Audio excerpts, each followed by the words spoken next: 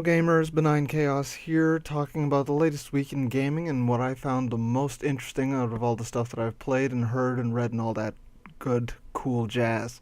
This is going to be a short video, not like last time, which I said was going to be short, but wasn't, because I haven't had time to do anything this week, and I intend to do some of that today, other than play Fire Emblem, but that's an incredibly old game, so I'm not going to talk about that. Suffice it to say, I love that game. It's great. The first thing that is, one of the things I want to talk about is Awesomenauts. I mentioned it last time in my previous video that I was going to be playing that. I have been playing it, and it's really good. This is my opinion, obviously.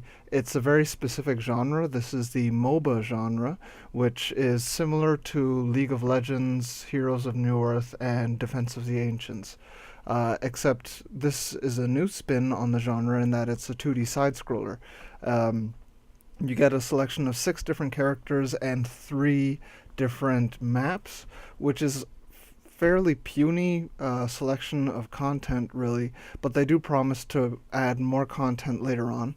But even with the small amount of content, this is a really fun game. It's not like you're playing single player with only 3 stages. You'll be playing multiplayer. This is a competitive game. You can play against bots or other players, but either way, it's a lot of fun. I haven't had any problems with the online, and when someone drops, they are automatically replaced by a bot, and when someone drops in, they replace a bot.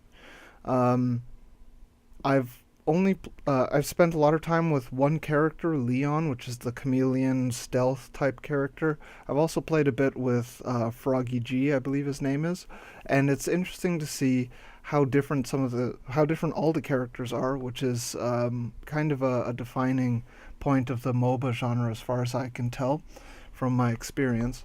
And it works really well, and it makes it feel like the relatively small roster of characters is varied, and it doesn't really matter that it's a tiny roster.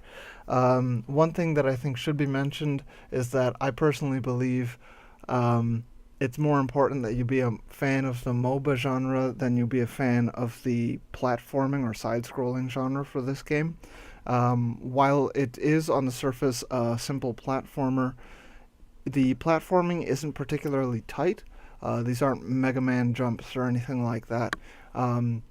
There's really a lot of focus on the strategy, upgrading your character properly, following your minions, and defending your turrets and all that, and all that sort of MOBA specific stuff. So if you like MOBA games, or if you think you might like MOBA games, I would check this game out. If you like side-scrolling games, but absolutely do not like MOBA games, I wouldn't even bother with this.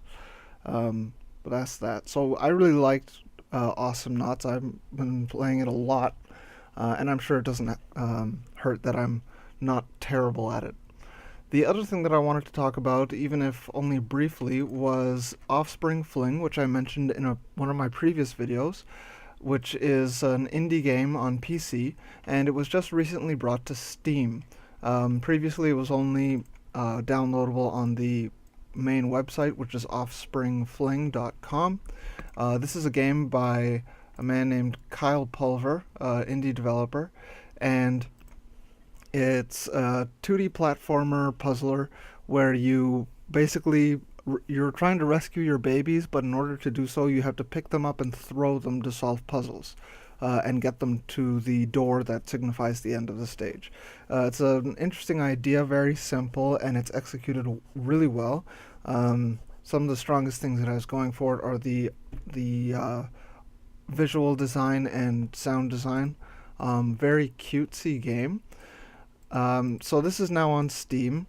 The full price is $8. Right now it's on sale at 20% off until the 18th of May, which is pretty soon. But another thing that comes with this release on Steam is Kyle Pulver has created and released a level editor, and this is basically what it sounds like. It lets you make your own puzzles, and you can share them online. But don't worry, if you've downloaded the game previously, you don't need to download it again on Steam in order to use this function. You can download the level editor on the website, offspringfling.com, again, free, and is also a section of the website that's used for sharing your own levels and your own replays as well. So you don't need to have it on Steam. It's the same price downloading directly off the website, $8, although not on sale right now. And I would definitely recommend checking that game out because I've had many hours of fun with it, and it's very much a game that you try to see how quickly you can beat the stages. There are times to beat for every stage, and then there are dev times as well. So I've had a lot of fun with this game. Anyway, that's what I found interesting in the last week of gaming. I hope you found some of that interesting too.